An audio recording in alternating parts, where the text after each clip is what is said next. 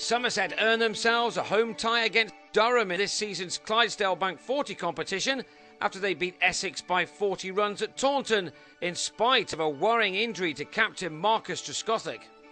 Trescothick won the toss and decided to bat first, but he was injured when he tried to turn at the non-striker's end and turned on his ankle. With so many big games to go, this was something no one wanted to see. He later appeared on crutches and took no further part in this match. He was surprisingly replaced by Murray Kartik. He was brought in at number 3 as a pinch hitter, and it was a policy which worked as he struck the first 6 of the match. Somerset, of course, came into this game on the back of their disappointing showing in the T20 final against Leicestershire on Saturday, but back in front of their own passionate supporters, they were back at their best as Kartik and Peter Trigo took the total to 68 in the 11th over. Kartik made 29 of those but fell when he toe-ended a drive off Reece Topley and found Graham Napier to be the first man out. In spite of the injury to Trescothick, it was still a good enough start by Somerset, who looked to kick on with Trigo and James Hildreth. They knew that in order to miss out on a semi-final place, they would need to lose heavily here, and so to avoid that they needed to post a good score in the first innings, and they were well on their way to doing that. Trigo certainly played his part as he reached his half-century of 53 deliveries, an innings including 6 fours. He was out 2 balls later, caught in the deep off Topley for 51, but he put his side in a good position by taking them to 130 after 21 overs. After 24, they'd made 145, but they then lost Hildreth, who offered Tom Craddock a caught and bowled chance as he went for 41.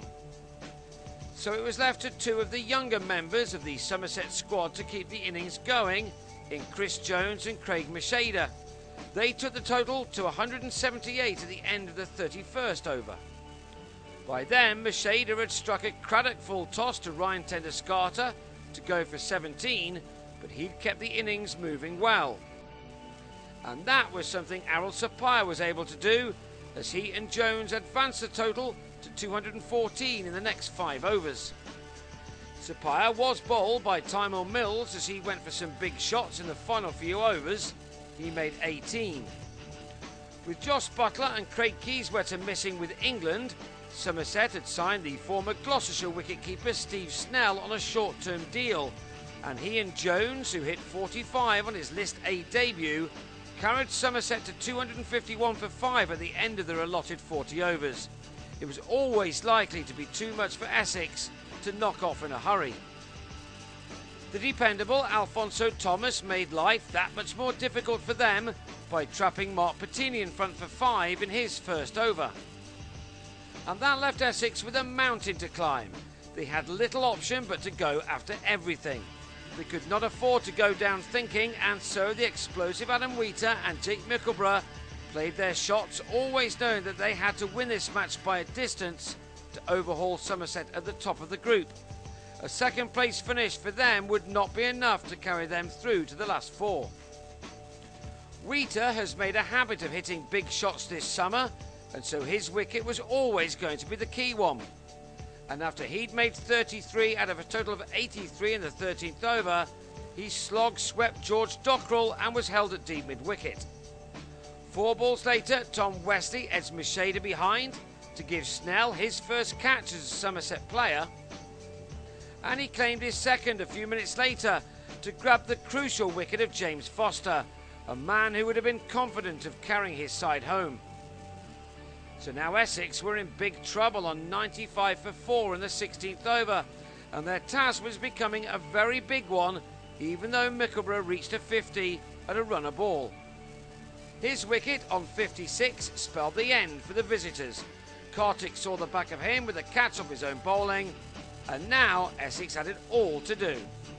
Having said that, they still had the players to do it, with the likes of Graham Napier and Tenduscarter at the crease, 2 players who've made a name for themselves in the short form of the game, and with these 2 together, Somerset hadn't quite got the task finished.